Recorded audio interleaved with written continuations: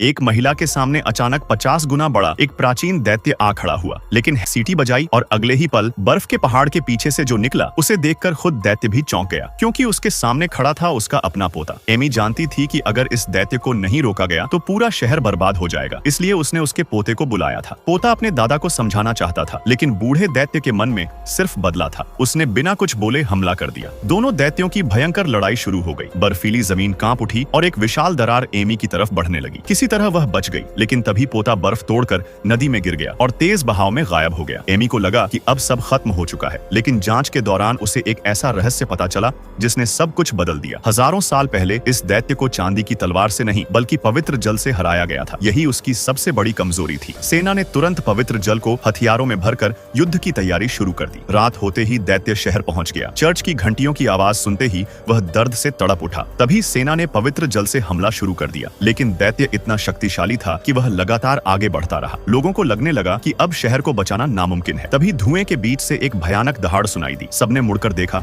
और हैरान रह गए। पोता दैत्य जिंदा था। वह वापस लौट आया था। उसने अपने दादा पर जोरदार हमला कर दिया। दोनों के बीच आखिरी और सबसे खतरनाक लड़ाई शुरू हो गई। उधर एमी ने पवित्र जल का आखिरी ड्रम दैत्य के मुंह के अंदर पहुंचाने की योजना बनाई। जैसे ही पवित्र जल उसके शरीर के अंदर फैला, वह अंदर से जलने लगा। यही मौका था। घायल पोते ने अपनी आखिरी ताकत जुटाई, दौड़कर दादा के सीने में हाथ डाला और उसका दिल बाहर निकाल लिया। कुछ ही सेकंड बाद प्राचीन दैत्य जमीन पर गिर पड़ा। इस बार वह हमेशा के लिए मर चुका था। शहर बच चुका था और आखिरकार शांति लौट आई।